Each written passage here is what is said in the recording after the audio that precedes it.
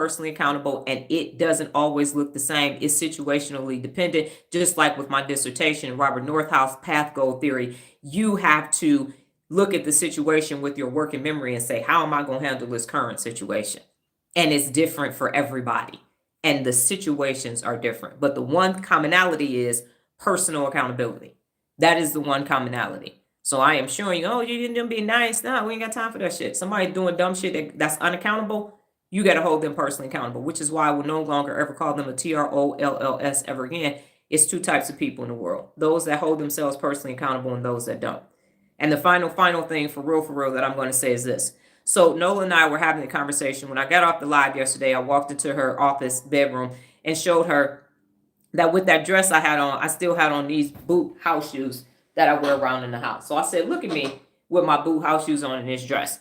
And I said, these young ladies now will actually put this on with some Uggs and be dressed because they don't wear heels no more. And she wouldn't turn around and look at me. Now, I do have a character, Wilma, that does the wealth tip. She can't stand the way Wilma looks, so she won't look at Wilma. And I said, what's wrong? Why are you not looking at me right now? I saw the outfit. And so she was kind of in some type of feeling. So we didn't have time. We got in the car. We had a long trip, 30-minute ride. So then I talked about it. And she wouldn't get to what was happening, but she was irritated. And so what she said to me was, my outfit made me look pretentious. I said, whoa, I look pretentious. And she said it wasn't necessary, and that I should just have my brain shirt on. And some of you said the same thing. And she said, why are you asking me? And I said, because I can talk to you. I'm going to talk to everybody else on the live tomorrow. And so what happened was, I disrupted your comfort yesterday. I had on something. You were used to me doing this. I didn't put on some jewelry, some earrings, and some red lipstick and a dress. And everybody was uncomfortable.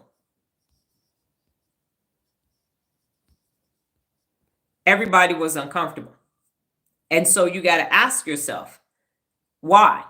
I was still saying, once I got rid of the Valley Girl voice, I was still Dr. Donna, and I was still doing what I did. But even Regina, I think Regina is just listening right now, if she's still here, said, I want your brain shirt. Kevin, are we going to do some breathing? And so I disrupted everybody's what they were expecting when they came on the live, and you were uncomfortable because you had got accustomed to how this live functions.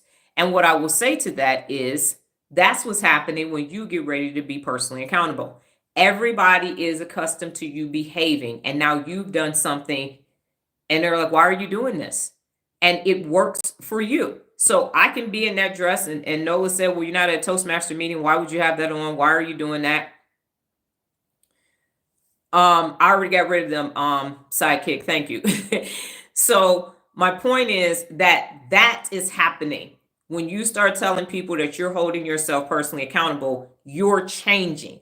And so the behavior that you're doing, now mine was a physical change, but it was still a change nonetheless. And Kevin, you wanted to know, why are we going to be breathing? When are we getting, why are you talking like a Valley Girl? And why are you changing? Because change is change. When you start holding yourself personally accountable, you might take some clothes on, add some clothes, take some clothes off, change your appearance, change who you're talking to, change what you do. And the people who are accustomed to you being the other way are going to feel something, and they are going to say something, and you are going to have to explain that to them. And they're going to want you to go back to the old way. And you have to say no. Now, yesterday, I was doing it on purpose to prove a point from a conformity bias, and I am back because this is the uniform that I need to have on for being able to point to the brain and for points of inference.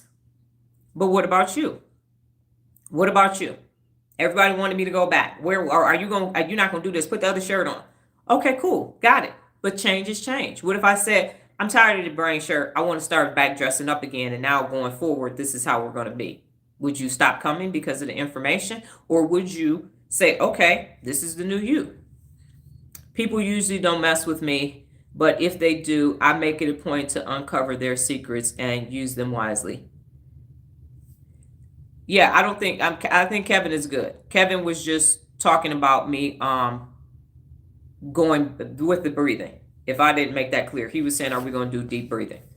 So that's it in a nutshell. When something changes, when you decide to make a change, be prepared for other people to want you to go back. And if you've made the change reasonably and logically, you don't have to go back for their level of comfort. Your life is about you and what you need to do day in and day out in order for you to be your best, and fuck the rest.